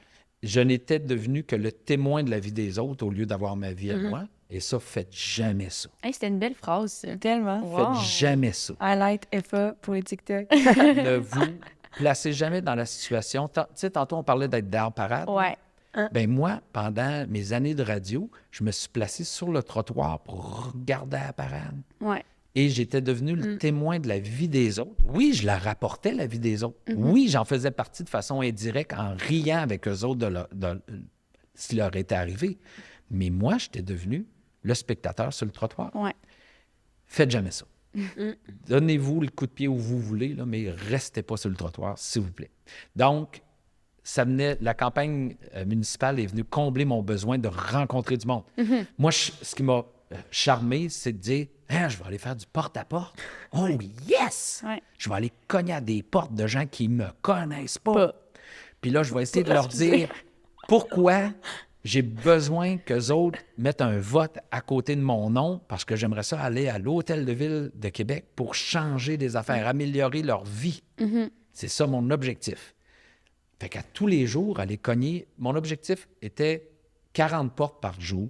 C'est quand même Donc, immense, là. ouais, C'est quand même des high faut standards. faire, pour cogner, pour que 40 portes ouvrent, il faut que tu fasses probablement 200 portes dans ta journée. C'est ça. Tu sais, pour que 40 portes s'ouvrent. Donc, la personne ouvre, elle ne veut pas te voir, elle ne sait pas t'es qui, puis il faut que tu aies un pitch de quelques secondes qui fait juste leur dire « Bonjour, je m'appelle Donald Baudry. Peut-être que vous m'avez vu sur mon affiche. Je suis de l'équipe X. J'ai besoin de jaser avec vous. C'est quoi vos préoccupations pour votre quartier? » Tu lui donnes la parole. Là, la personne s'est été interpellée par sa vie de ville. C'est là que tu le voyais. Moi, si la personne me regardait en disant « Oh, c'est correct dans le quartier. Merci, bonne journée. » Cette personne-là n'ira pas voter. Ouais. Elle n'ira pas voter, c'est sûr. Et le niveau de votation au municipal, là, on va le voir. Hop, c'est vrai, je ne mettrai pas d'aspect chronologique. La campagne provinciale, Bientôt. c'est fait, là. Le vote, c'est lundi. Allez voter, s'il vous plaît, en passant. Oui, c'est vrai. Allez voter. Donc, le pourcentage des citoyens qui votent est tellement faible qu'il ne faut pas que tu passes du temps à essayer de convaincre quelqu'un qui n'ira pas voter. Là. Ouais. Donc, moi, je me suis amusé à mettre en pratique tout ce que j'avais appris en marketing, pas en vente, parce que là, il faut que tu pitches. C'est Puis, fou. c'est la porte ouvre. Pitcher ta Pitch. personne. Ah Ouais. oui. Tu pitches toi. Faut là, que tu c'est pitches ça. toi, puis les idées de ton équipe. Ouais. Fait Aussi. que puis tu as 20 secondes. C'est genre, Tu regardes la pupille des gens devant toi, puis tu as 20 secondes. Après 20 secondes, là, tu vois tout de suite, si tu es un petit peu aguerri, tu vois tout de suite si tu continues ou tu t'en vas. Puis tu essaies de comprendre le plus vite possible parce que ton objectif, c'est de convaincre du monde à aller voter pour toi. Ouais. Fait que si tu passes 1 heure à jaser avec quelqu'un dans sa cuisine, puis qu'à la fin, tu poses la question « Allez-vous aller voter? » Puis que la personne va te dire « Oh non, moi, je vote jamais. » Tu viens de perdre 1 heure, là. Fait que pose la bonne question en partant. Ouais. Tu sais, allez-vous voter? Non. Merci beaucoup. Bonne journée. Salut, bonne journée. T'en vas. Fini. Non, reste pas là. Ouais. Va-t'en. Fait que moi, je me suis amusé à mettre en pratique tout ce que j'avais appris, tout ce que la vie m'a appris pour faire ça. Et la campagne était très longue. Une des plus longues campagnes politiques, c'est celle de la mairie de Québec de l'an passé. 57 jours. C'est presque 2 mois, là. Ouais. Tu as 2 mois, tu te dis, moi, tous les jours, je me pose pas de questions. Je me lève, puis je m'en vais cogner à des portes. Puis à travers ça, tu vas rencontrer toutes les associations, tous les groupes. Hey, l'âge d'âge, tu allé jouer au quai, aux cartes, j'ai fait de la peinture, de la gouache. Il n'y a rien que j'ai pas fait. J'ai eu du fun, vraiment. C'était fascinant. Quelle belle campagne. Puis moi, ça m'a nourri parce que j'ai passé 5 ans pas de nourriture. Fait que pendant presque 2 mois, je me suis nourri à un buffet, mais un quotidien, là, j'ai eu du fun. Ouais. Et donc, malheureusement, ça s'est terminé de façon pas agréable. Pas grave. Mais ceci dit, Rien n'arrive pour rien. dire que moi, c'est j'ai perdu. exactement ce C'est que ça. j'allais dire. T'en plais ça. Moi, j'ai perdu dans la dernière heure. Ouais. Fait que dans la dernière heure, là, Mme Boucher qui a été élue, qui a fait une campagne extraordinaire, m'a battu dans la dernière heure. Fait que pendant toute la soirée, moi, les gens venaient me voir et disaient « Félicitations, Archie, t'as gagné. c'est Félicitations, chiant, félicitations. » Puis là, j'étais comme Oui. « Merci, mais c'est parce qu'ils n'ont pas dit que j'étais élu encore. » Ouais. Puis ma chef venait de se faire élire 2 heures avant, puis elle venait de perdre C'est ça. 15 minutes avant, puis là, tous les journalistes étaient après moi, puis pas tous les journalistes, certains journalistes étaient après moi pour dire « Archie, on veut ta réaction. » Non, on n'a pas de réaction, là. On va aller consoler à madame, là. Je vais aller Ouais. on va essayer de comprendre ce qui arrive. Fait que ça a été belle campagne. Moi, j'ai adoré ça. Ça m'a nourri beaucoup. Puis après ça, je suis parti en sabbatique. Ben, c'est ça, tu sais, comme Claude, on l'a dit un peu en même temps, tu sais, il n'y a rien qui arrive pour rien, puis je pense qu'il arrive du recul, tu sais. Même en s'en venant tantôt, on en a jasé un petit peu, tu étais comme, hey, finalement, je suis tellement plus là. Puis genre, tu sais, Ah, tout à tu fait. regardes la campagne provinciale qui se passe, puis t'es genre, finalement, maybe not, puis genre, C'est ça. là, Tout tu à sais, fait. je sens que tu vas pouvoir en parler de la microbrasserie, comment ça arrive Ouais, dans ta ouais, vie, mais ouais. c'est un autre beau défi qui t'a été tendu, puis Oui. au final, crime, genre, Le- vraiment je cool ne aussi, vous là. cacherai pas que l'appel de la politique municipale, je le ressens encore. OK. Parce que travailler pour ma ville, travailler pour Québec, c'est quelque chose que j'ai toujours mis de l'avant. on a une belle ville, on a une ville qui demande à avoir un souffle nouveau, puis il y a plein de choses à faire que j'aurais envie de faire. Je dis pas que je le referai pas, là, mais pour l'instant, ça m'habite pas. Bon, on aura encore 3 ans avant la prochaine élection, on verra dans 3 ans. Et je m'en vais en sabbatique, et c'est le fun, puis je fais rien pendant des semaines, puis ça a fait beaucoup de bien de lire tout ce que je n'avais pas lu depuis des années, de regarder des séries, des films que je n'avais pas vus depuis des années. Alors, de prendre du temps pour moi. Et cette microbrasserie-là, moi, j'y étais passé, manger à Montmagny. Il faut comprendre que j'ai un chalet à Lillet, la maison à Sillery, et on a fait l'aller-retour à plusieurs reprises, évidemment. Ouais. Et j'étais arrêté à la microbrasserie. Puis j'avais trouvé ça beau, j'avais trouvé ça bon. La bière était bonne, c'était le fun. Je me disais, puis là, je n'avais parlé à la radio tout l'été passé, avant de quitter. Puis c'était génial. Je trouvais ça magnifique. J'étais en sabbatique. Je commence à me poser des questions en décembre. Bon, qu'est-ce que je vais faire? C'est quoi mon prochain projet? Et j'ai un ami de Québec qui m'appelle puis qui me dit, Arch, tu sais, la microbrasserie dont tu nous as tant parlé l'été passé, il se passe quelque chose, il cherche un directeur général et cette personne-là est au courant de mon besoin de m'accomplir et du fait que je suis un entrepreneur. Fait qu'il m'attire souvent sur des pistes d'opportunités d'affaires comme ça. Alors, j'ai communiqué avec la microbrasserie puis j'ai rencontré des actionnaires et on a cliqué instantanément ou à peu près pas. Ça pouvait pas être plus clair que ça. C'est cute, c'est cool. Et tu rencontres des gens, des fois, puis, tu sais, la petite voix, je n'ai parlé, la petite voix intérieure. Écoute-la. Tu sais, tu rencontres des gens, puis tu te dis, j'aimerais ça passer un bout de temps avec eux autres. J'aimerais ça participer à cette vision-là. Écoute ta petite voix, puis mets de côté tout ce qui pourrait te biaiser, là. Et écoute ta petite voix. Puis moi, on a jasé 3 heures, Jacques Ruel et moi, puis j'avais l'impression tout le long d'écouter Jacques puis me parler de sa vision puis de son rêve de la microbrasserie puis de ses co-associés, de me dire « Tabarouette, je le connais depuis tellement longtemps, ce gars-là. Tu sais, j'avais cette impression-là. Fait qu'on a jasé 3 heures, puis c'est Jacques qui après le 3 heures, a fait hey, « Pourquoi tu ne te joins pas à nous autres? Pourquoi tu prendrais pas ça à bout de bras? Pourquoi tu ne deviendrais pas la personne de cette microbrasserie-là? » Puis là, j'ai fait « Wow, OK, c'est peut-être, on verra, on va réfléchir à ça. » Puis en descendant l'escalier pour quitter la microbrasserie, dans mon cerveau, c'était fait. C'était clair que j'allais le faire. C'était clair. Je ne savais pas comment j'allais le faire. Mais écoute, moi, posez-moi la question. Donald, qu'est-ce que tu connaissais dans la microbrasserie avant le 1er mars dernier? Zéro. Nada. En fait, oui, j'avais ouvert plusieurs canettes de microbrasserie. Ben oui. J'avais goûté à plein d'affaires. Je savais ce que j'aimais pas. Je savais ce que j'aimais. Mais tu m'aurais dit, microbrasserie, non. Gère ça. Ouais. Non. Alors, il a fallu que j'apprenne. J'ai accepté le mandat. Je suis devenu chef des opérations, chef de la direction, si vous préférez, de la microbrasserie, carte blanche. L'objectif, c'est de propulser la microbrasserie Côte-du-Sud partout au Québec, d'en faire une marque de notoriété pour la qualité du produit, qui est fascinant. Ce qu'on fait comme bière, c'est vraiment bon. Et de faire en sorte que le lieu où les gens peuvent s'arrêter soit un lieu accueillant, sympathique, où ils vivent une belle expérience. C'est essentiellement ça, la mission d'une microbrasserie. Fait que j'ai embarqué là-dedans à 100 000 à l'heure, vraiment, vraiment. Et c'est devenu... c'est en train de prendre la forme que moi, j'imaginais. Là. Ça fait 6 mois. Je vous dis que c'est long. Il ne faut jamais que tu mets jamais la charrue avant un bœuf.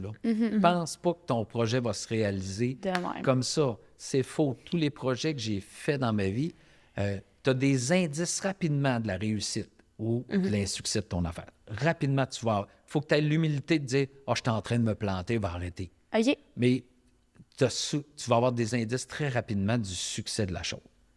Il va prendre le temps nécessaire. Il faut que tu sois conscient que tu ne contrôles rien. Tu as l'idée, tu es mobilisé dans ton idée, tu fais ce qu'il faut pour que ça arrive, mais tu es aussi sujet à l'ensemble de l'environnement qui vient affecter le déploiement de ton idée. Fait que c'est en train de prendre la forme que je voulais que ça prenne. C'est bien, bien excitant. Très cool. C'est fou, en plus, les micros, c'est tellement une industrie en croissance aussi au Québec. On pense ça. OK, non? C'est un mythe? Non, c'est un mythe. Là. OK. OK. Oh boy, est-ce que je vais là? OK. On n'est pas obligé. Oui, je vais y aller. On peut y Je vais y aller aller. rapidement. Ben, Moi, on va y dans aller. ma tête, L'idée, là, c'est que croissance. en 2015 au Québec, il y a 200, peut-être 230 permis de microbrasserie. OK. 2015, OK. En 2015. En 2022, on est rendu à 500. OK. OK.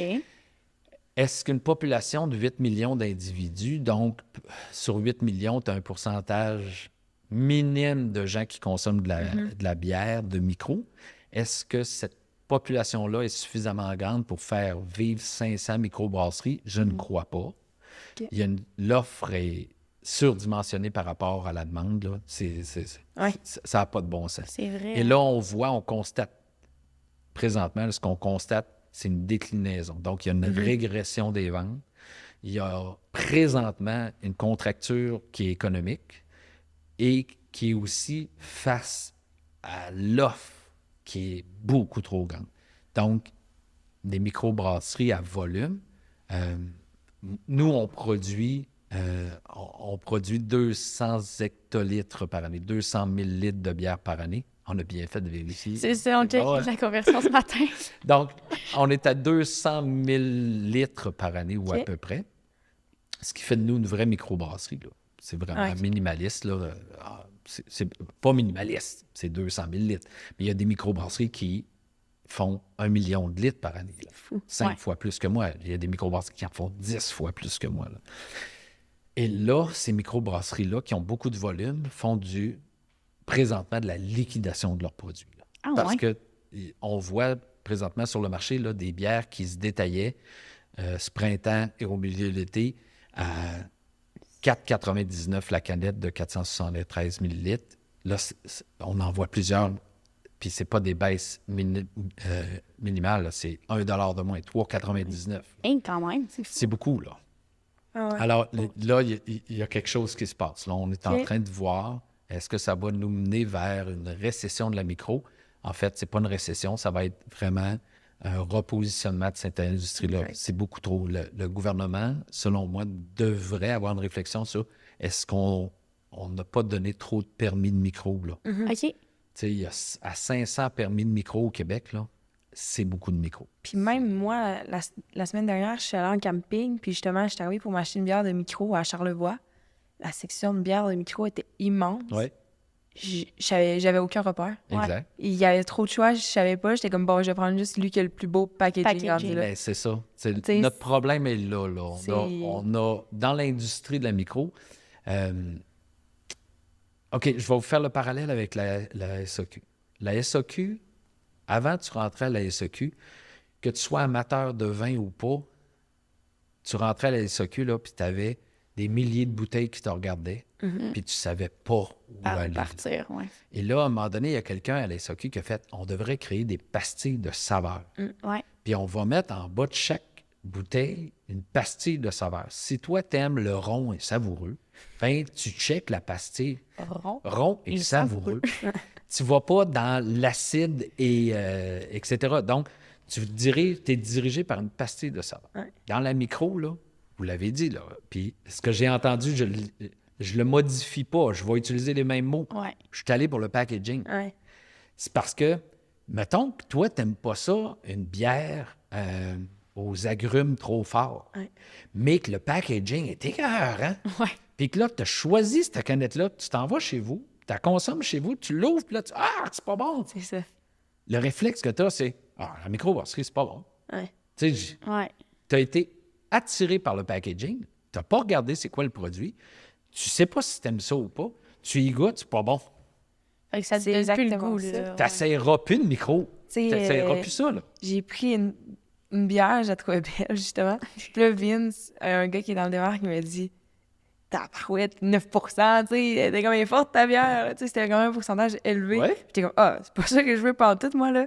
Fait que, tu sais, là, après, j'ai changé, mais s'il me l'avait pas dit, moi, j'avais pas regardé, puis Voilà. je connais pas ça, tu sais. Mais c'est la difficulté pour Exact. tous les microbrasseurs dont je suis. Quand tu arrives dans le supermarché avec un 20 pieds. On appelle ça un 20 pieds, un réfrigérateur.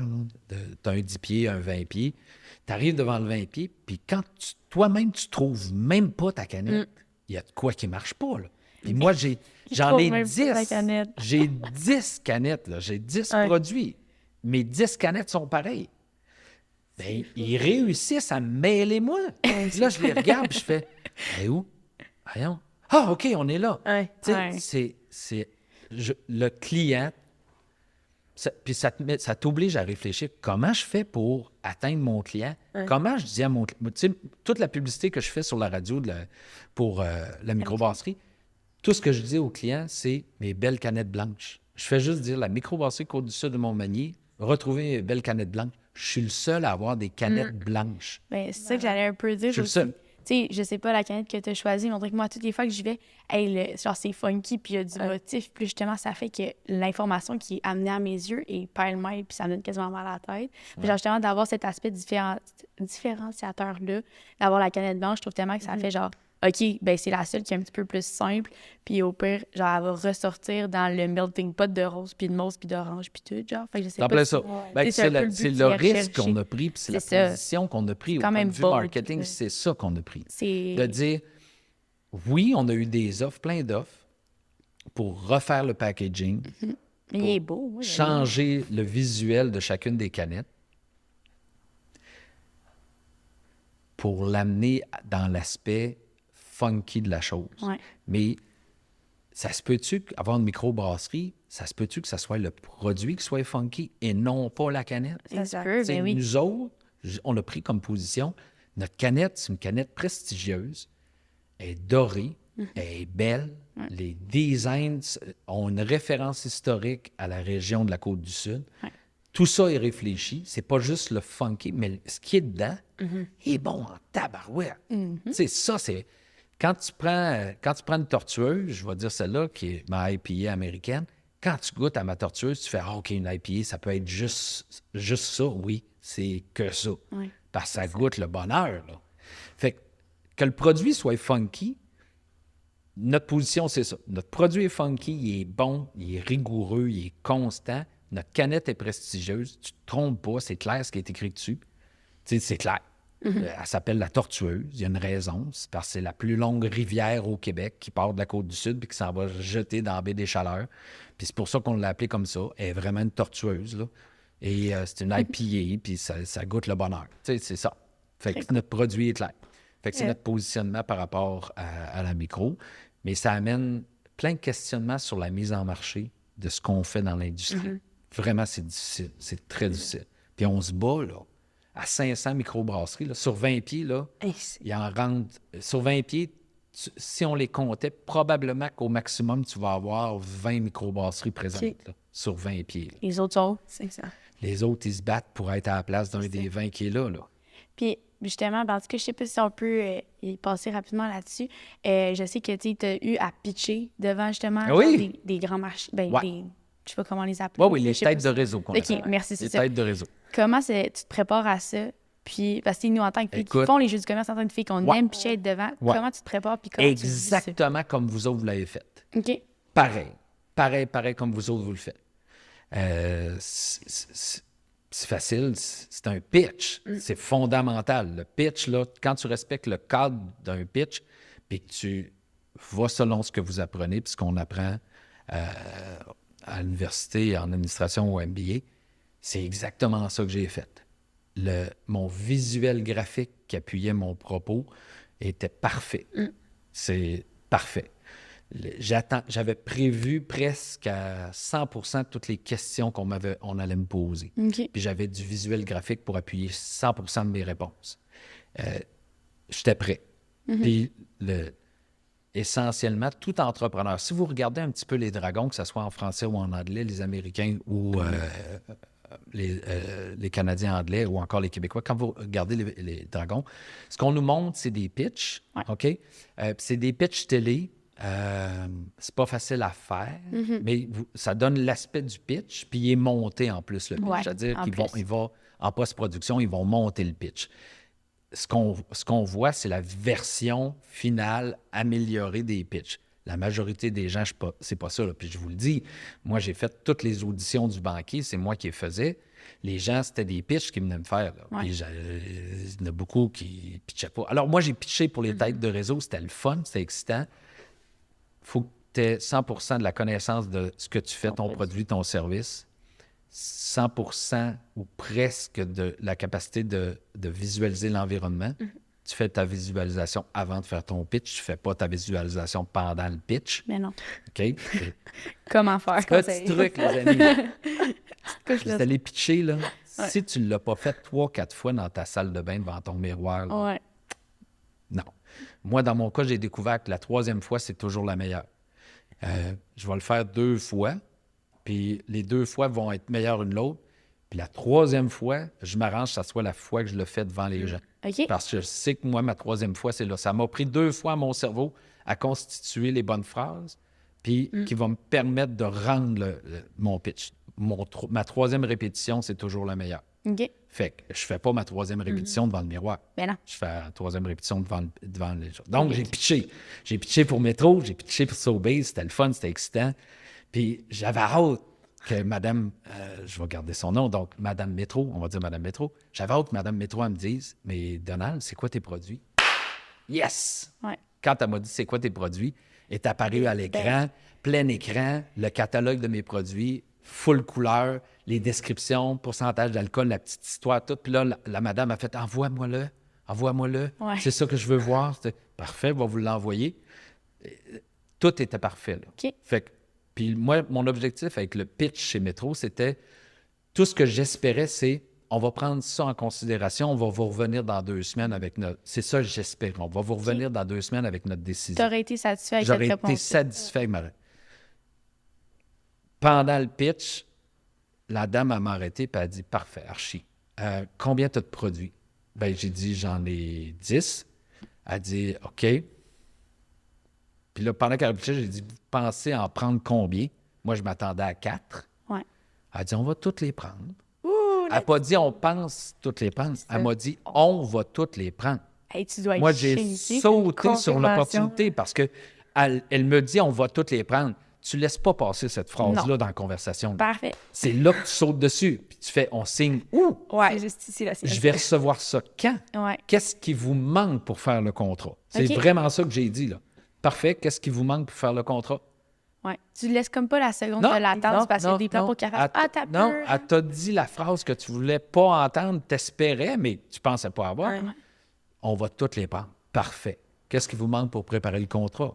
C'est On va t'envoyer un courriel avec tout ce que tu dois faire. Merveilleux, parfait. Le pitch était fait. Merveilleux. Grandiose. Alors, tu pitches en Moi, la fonction le contrôle de ton contenu. Si tu n'es pas capable de le raconter en quelques minutes, ton pitch est mal monté. Facile. OK. OK? Si tu n'es pas capable de résumer toi-même ton pitch en quelques secondes, ton pitch n'est pas bon. Comme le 20 secondes de pitch à la porte C'est en de plein ça. personne. Ton résumé, si tu n'es pas capable de le faire en 20 quelques secondes ou en 30 secondes, puis si tu n'es pas capable de te le faire à toi rapidement, tu es à côté de la traque. Ça veut dire que quand ça va être ton tour de parler dans le pitch, c'est un pitch commun, ça se peut que tu te bouses l'esprit dans le temps, puis que si tu avais 2 minutes pour faire ta partie de pitch, ça se peut que tu sois rendu à 8 minutes. OK. Puis là, tu vas priver tout le monde de l'équipe de leur pitch à eux autres, puis tu vas déstabiliser tout le monde. Fait que ton pitch, il faut que tu comptes. Ton contenu, tu es en contrôle, tu es capable de faire ton résumé pour toi-même et contrôle l'environnement que toi, tu as sous ton contrôle. Ton allure, fondamental. Lave-toi. Ton allure, Arrive propre. si c'est virtuel, là, pense à ton éclairage, pense Ouais. à ce qu'il y a en arrière de toi, pense à ce qu'il y a autour de toi qui est en ongle. Là. Recadre ta caméra, mets ça plus serré. Mets-toi en valeur. S'il y a une bibliothèque en arrière, là, regarde ce qu'il y a sur la tranche des livres. Là. S'il vous plaît. Si c'est marqué sur la tranche d'un livre en arrière de ta tête que c'est marqué comment faire rire ton auditoire en 2 jokes, c'est pas le bon livre que tu mets là.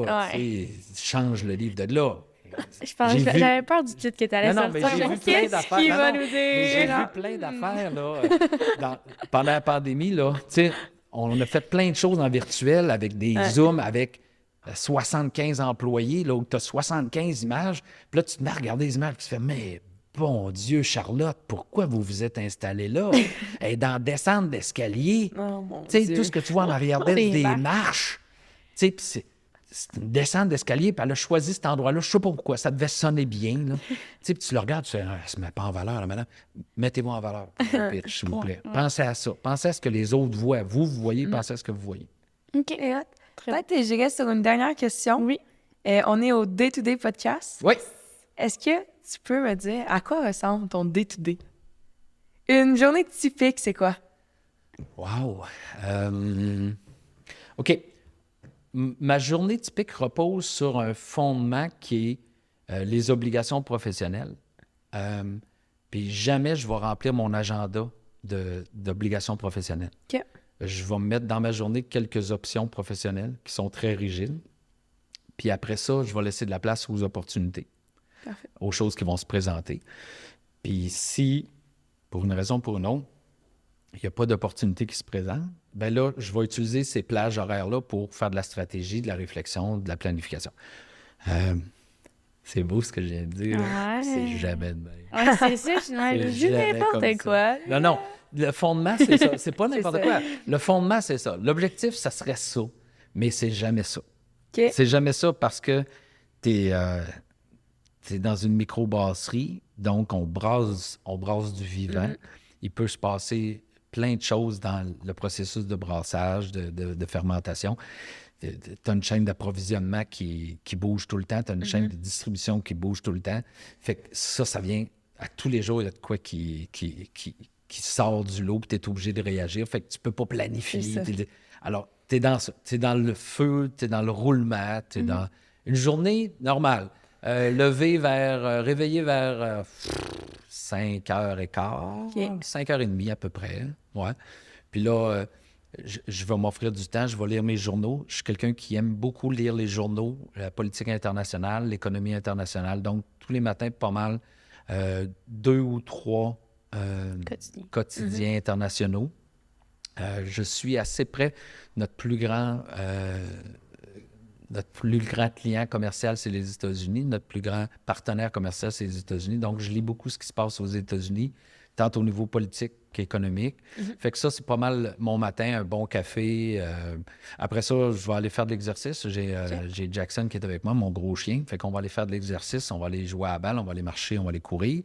Tu joues à la balle, c'est Oui. toi qui cours après la balle? C'est moi qui cours après la balle. Lui, il reste assis, il me regarde. C'est Ah ouais, le roux, bon, ça. Fait que c'est ça. Donc, de l'activité physique. Puis après ça, On travaille. les courriels. Là. J'essaie de... Je vous donne un petit truc. Moi, ça m'aide. C'est moi, ça m'aide. Exemple, j'ouvre mon ordinateur. Moi, aux 62 courriels, là, ce que je vais faire, je vais prendre chacun des courriels et juste avec ce qui est écrit dans l'entête ou le nom, je vais les classer. OK. Je vais aller les classer tout de OK. suite. Là. Je les classe, j'ai un code de 1 à 5. Fait que je vais les classer, paf, 1. Priorité, Oui, genre? au niveau OK. de mes priorités. Et une fois que j'ai fait ça, ça m'a pris 1 minute et demie. Là. Tu sais, j'en ai 50, bon, ça prend quelques secondes chaque. Clic, clic, clic. Là, après ça, je vais prendre mes priorités. Puis là, je vais y passer un après l'autre. Et après ça, je vais descendre comme ça. Il y a des journées où j'ai pas le temps d'aller dans le 3, 4, 5, là, OK. parce que j'ai fait vraiment les principaux. Fait que je vais envoyer je vais les mettre sur Courriel automatique. un courriel automatisé, leur OK. disant que je vous reviens avec une réponse. Ça. Fait que j'essaie de prioriser ça OK. C'est bon, pour ça. être super Ouais, actif c'est hâte dans de- ça. Puis après ça, ben moi, j'ai tendance à oublier de manger. OK. J'ai tendance à oublier de boire. Ah ben, Fait que- ça me rappelle du C'est vrai? C'est vrai, tu fais ça? Pas moi. Ah, Claude? Ouais, quand même. Ah, tu manges pas? Ben, des fois, faut. justement, quand je travaille trop, OK. je suis trop dans des tâches, je saute d'un truc à l'autre, j'oublie. Puis là, à la fin de la journée, je suis comme, hey, crème gang, j'ai J'ai pas pas dîné, mangé. j'ai pas C'est ça. mangé. Comme là, je check l'heure. Ben, il peut se payer. OK. Mais j'ai pas mangé, tu sais.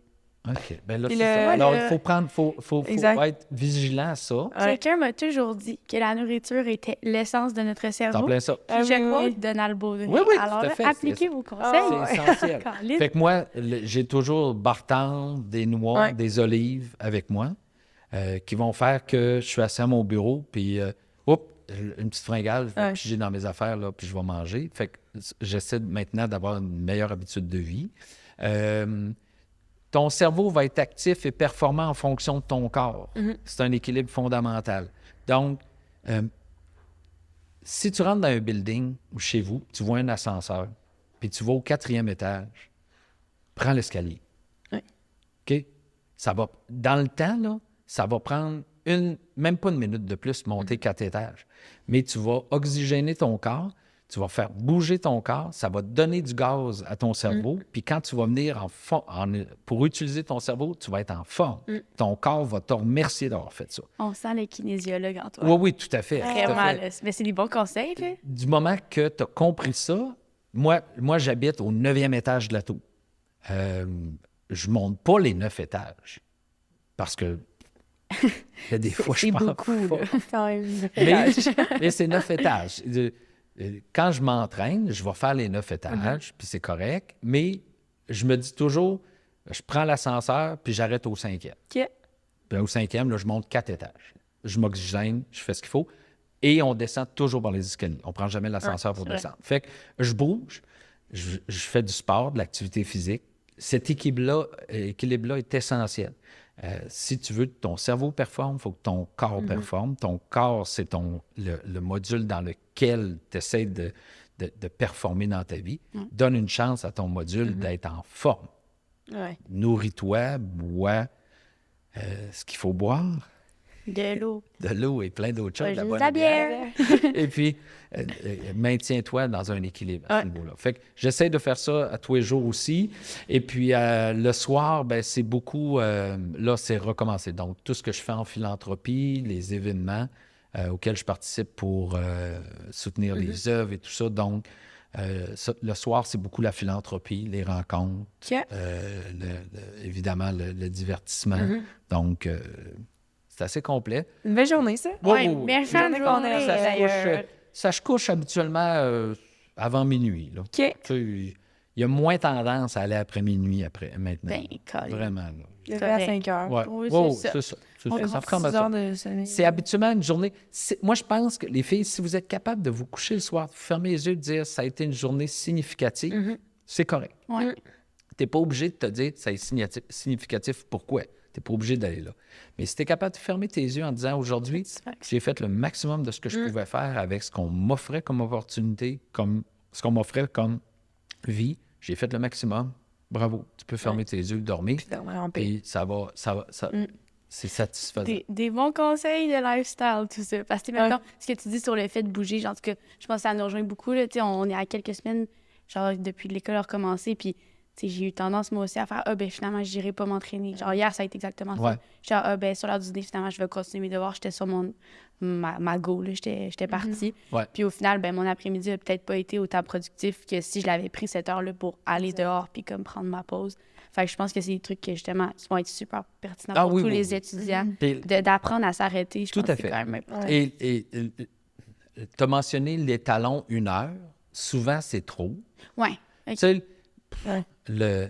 Des fois, c'est 20 juste faire une minutes, petite marche, là. Offrez-vous. Tu sais, on parle, au niveau de la santé physiologique, là, on parle que pour mettre en action le corps humain, ça prend une activité entre 15 et 20 minutes. OK. Tu sais, Puis on a démontré avec les athlètes que même si tu leur fais faire une activité de, mettons, pré-entraînement de plus de 20 minutes, que tu n'as pas de résultat supérieur. Même si je mettais quelqu'un sur un vélo stationnaire pendant 35 minutes avant de l'envoyer jouer au football, Ça- il y a la même préparation physiologique Que que quand s'il faisait 0-20 minutes. OK. Donc, faites quelque chose, 20 minutes. C'est ça. Votre corps a besoin de 20 minutes. Good. 20 minutes pour s'aérer, s'oxygéner, s'équilibrer. C'est ça que ça a besoin. Nice. Pas 1 heure, 20 minutes. On va aller faire des tours d'université même. C'est parfait. Ouais, ça On se met ça à notre horaire. OK? Je vais t'envoyer une invitation. 20 minutes. C'est parfait, ça. Good. Ben, écoute, On a-tu fait le tour? C'est je tellement pense que- des bons conseils. Vraiment. Ça me Honnêtement. fait plaisir. merci vraiment beaucoup d'avoir été là. C'est quoi la sérieux. question que vous vouliez me poser ou que vous vous êtes gardé de me poser? Le Là-dessus, futur? Ah ouais? OK. Mettons, si on y va, là, Ouais. short and sweet, 2 mots. Non, peut-être pas 2 mots. Genre 2 phrases. Qu'est-ce qui s'en vient? pour toi dans la prochaine année? Oh, prochaine année. Ou bien, Euh, À prochain court terme. Ouais, OK. court terme. Deux phrases, deux phrases. Parfait. Implantation au niveau provincial de la microbrasserie Côte-du-Sud. Nice. Ça va être ça. Très beau projet, on va être Ah, là. ça va être le fun. On va suivre ça de près. Yes. Ouais, Merci vraiment. de votre accueil. Ça a été le fun. Merci beaucoup. C'était vraiment le fun. Vraiment un plaisir. Ouais. Puis, soyez à l'écoute. J'espère que tout le monde vous avez apprécié l'épisode aujourd'hui. C'était Donald Archivaudry. Merci d'avoir été avec nous. Plaisir. Puis, justement, où on peut retrouver rapidement la micro sur les réseaux sociaux? Vous êtes présent sur Insta, Facebook. Pas mal ça. Insta, Facebook. LinkedIn un petit peu, évidemment, au niveau de de ce réseau qu'on déploie là. Good. Pas mal ça.